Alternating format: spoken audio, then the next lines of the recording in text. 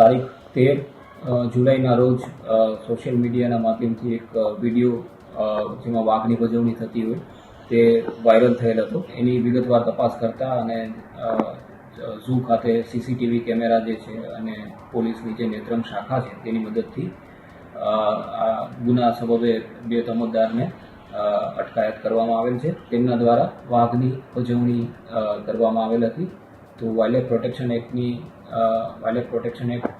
1972ની વિવિધ કલમો હેઠળ આ કેસ બાબતે વિવિધ કલમોથી કાયદેસરની કાર્યવાહી કરવામાં આવેલ છે. સક્કરબાગમાં ફરવા ગયા હતા, કપડું નાખીને વાઘને હેરાન કર્યો. પ્રાણીઓને ખોટું ખાવાનું કે પ્રાણીઓને ખોટા હેરાન કરશો નહીં.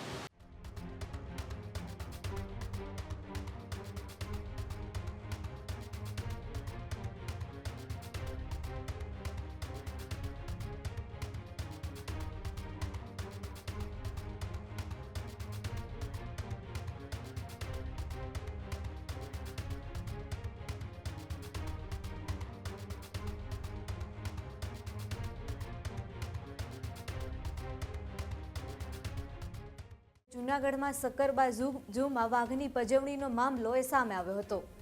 ન્યૂઝરૂમના અહેવાલ બાદ ઝૂ ટીમની કાર્યવાહી હાલ સામે આવી છે. વિડીયો વાયરલ થયા બાદ ન્યૂઝરૂમે સવાલો પણ ઉઠાવ્યા હતા. અહેવાલના 24 કલાક પહેલા જ 2 શખ્સોની ધરપકડ પણ કરવામાં આવી હતી. રાજકોટ જિલ્લાના બોડીઘોડી ગામના શખ્સોની સંડોવણી સામે આવી હતી. દેવા સેરડિયા અને બાબુલાલ સેરોડિયાની ધરપકડ પોલીસ દ્વારા કરવામાં આવી. ગત 12 જુલાઈના રોજ આ સમગ્ર ઘટના બની હતી, જેમાં સક્કરબાગ ઝૂ પ્રશાસને ફરિયાદ નોંધાવી હતી અને સમગ્ર કાર્યવાહી હાથ પણ ધરવામાં આવી હતી. તપાસ દરમિયાન બંને આરોપીઓની ઓળખ કરવામાં આવી. ઝૂની ટીમે ઝડપી કાર્યવાહી કરીને બંને આરોપીઓને ઝડપી પાડ્યા છે.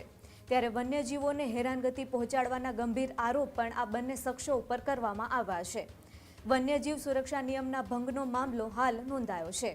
આરોપીઓ સામે કાયદેસરની કાર્યવાહી પણ શરૂ કરવામાં આવી છે.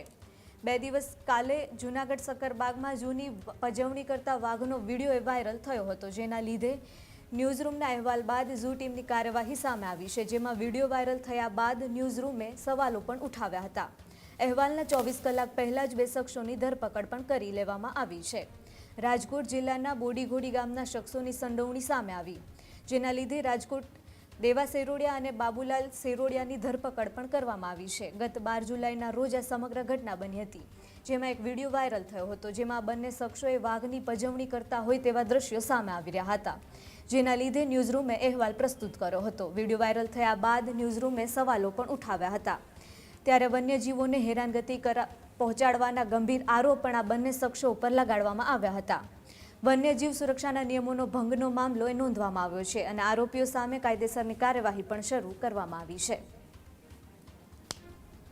સક્કરબાગ પ્રાણી સંગ્રહાલય જૂનાગઢ ખાતે તારીખ 13 જુલાઈના રોજ સોશિયલ મીડિયાના માધ્યમથી એક વિડીયો જેમાં વાઘની ભજવણી થતી હોય તે વાયરલ થયેલ હતો. તો આ બાબતે તપાસ કરતા તારીખ 12 જુલાઈના રોજ આ વિડીયો ઉતારવામાં આવેલ હોય અને એની વિગતવાર તપાસ કરતા અને ઝૂ ખાતે સીસીટીવી કેમેરા જે છે અને પોલીસની જે નેત્રમ શાખા છે તેની મદદથી ગુના સબબે 2 તમોદારને અટકાયત કરવામાં આવેલ છે. જેનું નામ છે શિરોડિયા દેવાભાઈ નાગજીભાઈ, ઉંમર 43, અને શિરોડિયા બાબુલાલ હિમાભાઈ, ઉંમર 35. બંને તોમતદારો બોડીઘોડીના છે, તાલુકો પડધરી, જિલ્લો રાજકોટ, અને તેઓ તારીખ 12 જુલાઈના રોજ સક્કરબાગ ઝૂની મુલાકાતે આવેલા હતા અને તેમના દ્વારા વાઘની ભજવણી કરવામાં આવેલ હતી. તો વાઇલ્ડ પ્રોટેક્શન એક્ટની 1972ની વિવિધ કલમો હેઠળ આ કેસ બાબતે વિવિધ કલમોથી કાયદેસરની કાર્યવાહી કરવામાં આવેલ છે. દેવાભાઈ નાગજીભાઈ સિરોડિયા, ગામ બોડીઘોડી, તાલુકો પડધરી, ઉંમર 43 વર્ષ. બાબુભાઈ ભીમાભાઈ, બોડીઘોડી, વર્ષ 35.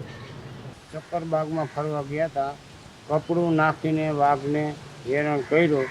પ્રાણીઓને ખોટું ખાવાનું કે પ્રાણીઓને ખોટા હેરાન કરશો નહીં. ખેડૂત ભાઈઓ છે એ ખેતરમાં ડ્રોન ઉડાવતા હોય છે ત્યારે આપણે એક પ્રશ્ન સતાવતો હોય છે કે જે આપણે અત્યાર સુધી જીપીએસ ટેકનોલોજીવાળા ડ્રોન વાપર્યા છે, જેથી કરીને મોબાઈલ ટાવર છે અથવા તો હાઈ ટેન્શન લાઇન પસાર થતી હોય, કોઈ વૃક્ષો હોય, ત્યારે જે જીપીએસ ટેકનોલોજીવાળા ડ્રોન છે એમાં ટકરાય અને ટ્રેસ થાય છે.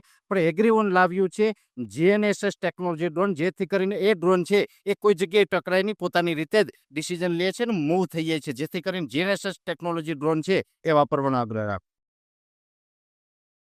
આ જ પ્રકારની તમામ અપડેટ જોવા માટે ન્યૂઝરૂમ ગુજરાતને લાઇક, શેર અને સબસ્ક્રાઇબ કરવાનું ભૂલતા નહીં.